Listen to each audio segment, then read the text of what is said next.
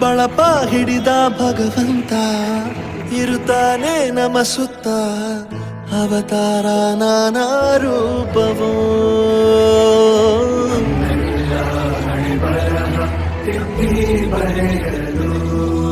ಕತ್ತಲೆಯಿಂದ ಬಂತ ನಮ್ಮ ಕೈಯ ಹಿಡಿಯುತ್ತ ಕರೆದೊಯ್ದ ಬೆಳಕು ತೋರಲು ನಮ್ಮ ಬೆಳೆಸಲು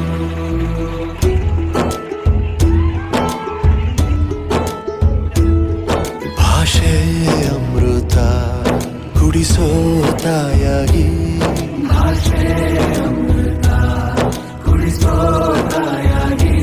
ಭವಿಷ್ಯ